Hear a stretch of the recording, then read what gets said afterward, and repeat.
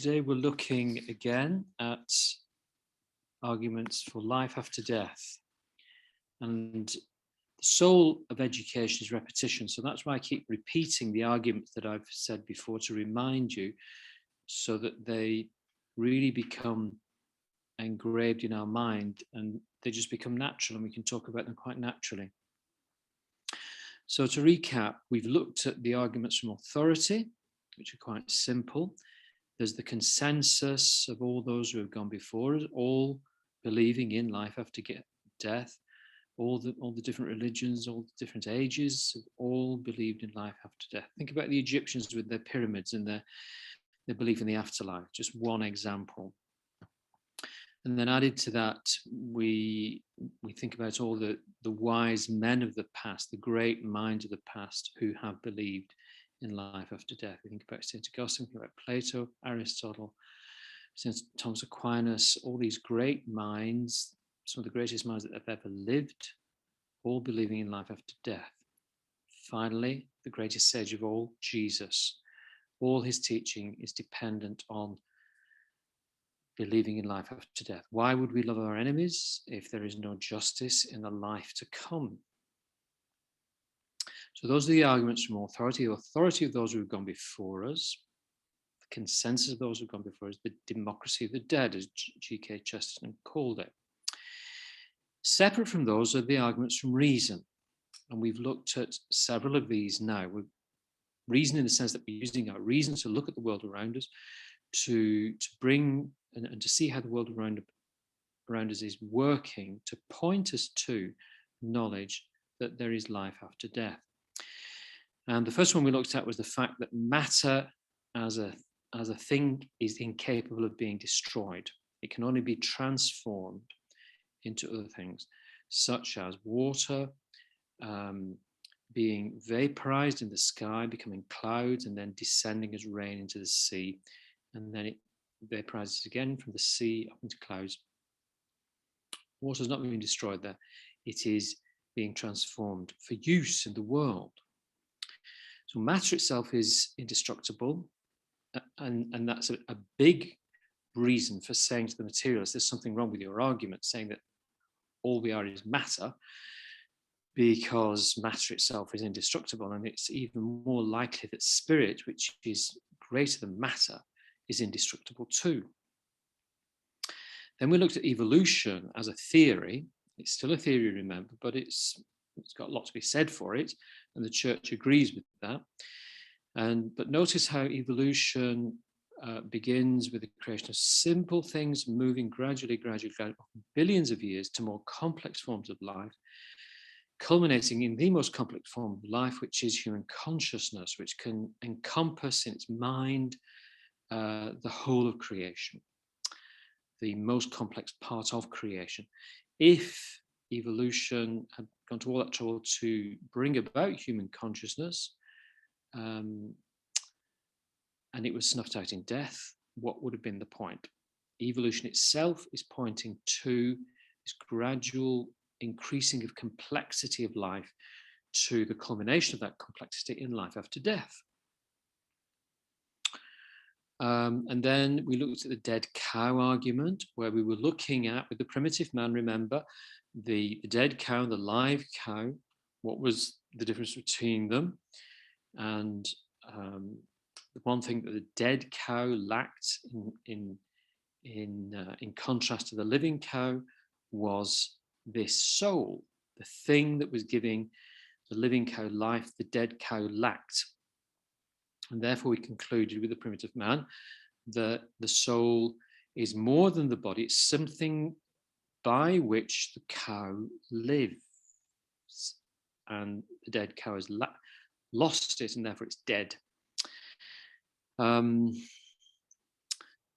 so we agreed with the primitive man about that this was a real indication of the survival of a soul after death. But there were problems with that argument in that it proves too much and it proves too little. It doesn't prove my individual survival of death. It just points to the fact that there must be life after death in some form or other, but it didn't specify what that form was. But it's a good argument to add to the whole bundle of things that we're talking about. Then we looked at our capacity as human beings every day to resist gravity by simply thinking and willing to lift up our arms and to lift heavy objects, to jump into the air. We are resisting gravity at every second by thought, in a way that a dead body, as soon as a dead body dies, it immediately has to obey gravity and fall to the ground. The cowboy is shot in the chest and he falls to the ground dead. The living cowboy carries on and jumps into the air with joy at the fact that he's killed his enemy. You could think about that. So that's another reason for seeing that the spirit within us is crucial for the matter of our body operating by sheer thought and will. The other one that we looked at last time was the fact that the soul survives its diseases. The body never survives its diseases, such as cancer. When we get cancer, we die. The body dies. But the diseases of the soul, such as cowardice and ignorance and all these other diseases that the soul has, does not destroy the soul, however deadly they are. And some of those are very deadly. They don't destroy, they only harm the soul. They make the soul fit for hell instead of heaven. But they don't destroy the soul. I'll listen to it tomorrow. Okay, and finally, the argument that we looked at the last time, which is quite complex, but it's basically saying that the soul does not have parts. The body has parts. Think of all the parts the body has. It's composed of parts, and therefore, if it's composed, it can decompose, which it does. The soul has no parts at all. There's just one part to it. It is a soul. And for this reason, because we know of nothing in the universe that is whole, that can be annihilated or destroyed, the soul itself cannot be destroyed because it is simple. It is one part, not made up of many parts. It's like God in that God is completely simple in that sense because he is one. He is one spirit. And the soul is like God in that. So that's another reason for thinking that the soul survives the body at death, because it's simple. What we're going to go on to today is to talk about, why can I say to the atheist friend, my soul is not part of my body? It's definite. How can I prove that to you? Most atheists presume that the soul is a part of the body that will die when the body dies. Just as my brain, my heart, my lungs, etc., all stop working when my body dies. And so the soul also will stop functioning too, like these other organs at that point of death. Now, how do we know for certain that this is not true? How can we argue against this? We can argue against it if we can show that the soul is in possession of a power that is completely separate from the body. It's shown to be completely separate and not part of the body. And what is this power that doesn't come from the body? So that we can see that the soul clearly is greater than the body, more than just another function of the body, such as the lungs breathing, or the heart circulating the blood, or the kidneys excreting waste, or the stomach digesting food. The soul's functioning is greater than any of these. Why can we say that? How is it true that the soul is more than just another one of these functions? The heart pumping blood, the atheist would say, well, okay, so the heart pumps blood and the soul gives life to the body. So when the heart stops pumping and the lungs stop breathing, the soul stops giving life and ends too. But we're saying this cannot be true. Why are we going to say that? Does the soul have a power greater than all the other functioning organs in the body? Well, this is the way that you prove that. All we have to think about is the following statements that I'm going to say to you. Everyday statements that we come out with all the time. I feel well today. We usually say that every day. Or I feel ill today. When we wake up in the morning, we say, I slept well last night. After a meal, we'll say, oh, my stomach is really full now. I've eaten too much. Or when we've been reading for too long or looking at the computer for too long, we say, oh, my eyes are aching. Or when we've walked a long way, we say, oh, I'm so tired now. Or when we've run in a marathon, we say, oh, I'm really out of breath now. Simple everyday statements. When we say each of these statements, we're saying something, aren't we, about our body. We are talking about our body as an object that is separate from us, even. Just as we might talk about any object outside of us. Like, oh, I like that book I've just read.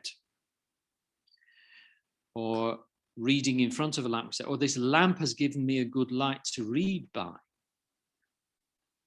Or when we're being served food and the waiter gives us a plate, we say, oh, that plate is very hot. All these things are objectifying the things that they're talking about. And they're talking about these objects, so they're objectifying these objects. Lamp, book, plate. And in exactly the same way, we objectify the body. We talk about it as an object. And the capacity we have that does this is our soul. The body, on the other hand, can't do the same thing. We never even think about the lungs saying about themselves, I feel breathless today. And we don't think about the heart saying, I'm pumping well today. It is the soul that realizes that these actions are going on as they happen, as we've just said, and says something about them. And this is to objectify the body. This capacity that the soul has got to do that. But the body doesn't have the same capacity to say things about the soul. The body doesn't say that, does it? It's the soul that is saying things about the body, as we've just said. The soul knows how the body's feeling and how it's acting and how it's performing and says these things. Therefore, it must be greater than the body and separate from the body because it's stepping back from the body and saying things about it. Doesn't this point to the fact that the soul is greater than, separate from, and therefore not subject to the laws that the body is subject to, such as death?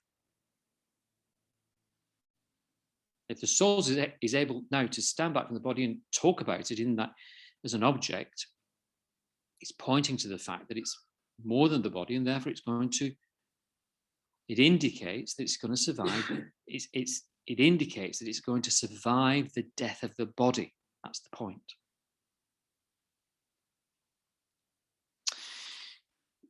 Given this power of the soul to objectify the body, it must be greater than the body. because it has the power to say things about it. And we do that all the time, every day. But can I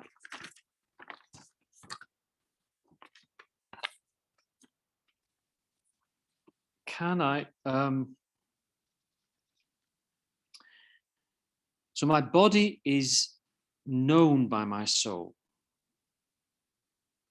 and therefore my body who knows it must be greater than my body, and therefore immortal.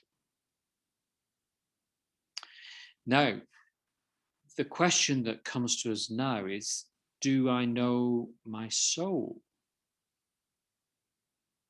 in the same way? Do I know my soul to the same extent? My soul knows my body completely. I can open a book about the human body and read all about it and all the investigations that have gone on the human body. I can know my body inside out. But can I know my soul in the same way? There are lots of books on the soul, aren't there? But can I know my soul to the same extent that I know my body? I know I feel courageous when I walk a tightrope. And I know that I'm being just when I'm before two children, I'm measuring out orange juice equally between them, and they're happy because I'm being fair. I know I am being cowardly if I avoid a difficult situation or a difficult challenge. But do I really know fully why I commit a sin? It might be because I feel tired or depressed or angry, but are these the complete answer to why my soul is behaving in this way? So in the end, although my soul knows my body, my soul is a complete mystery not a complete mystery, but a partial mystery to me.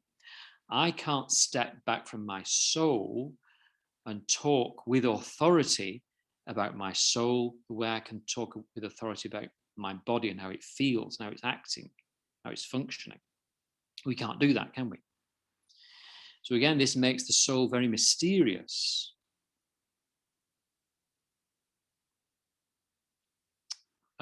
Only God can know my soul completely.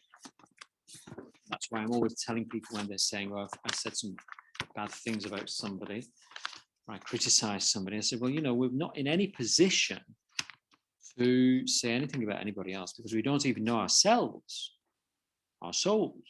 Therefore, how can you know why somebody else is behaving the way they are? And therefore, you've got no ground to make any judgment about them because you just don't know, and I just don't know. Only God knows.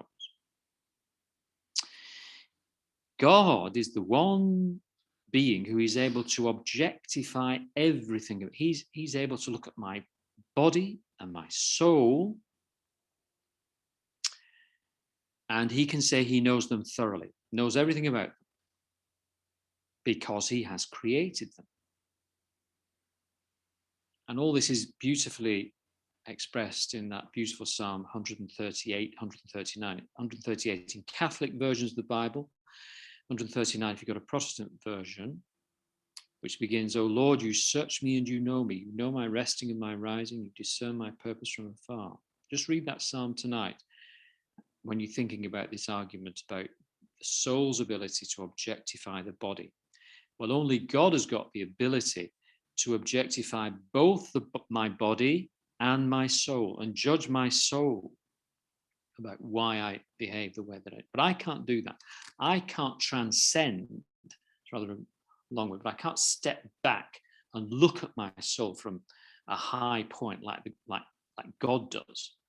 I can do that to my body, but I can't do it to my soul because it's my soul that's giving me the power by which I live. So I can't step back from my soul, can I? Because I can step back from my body and talk about my body in an objective way, as an objective. Only God can do that.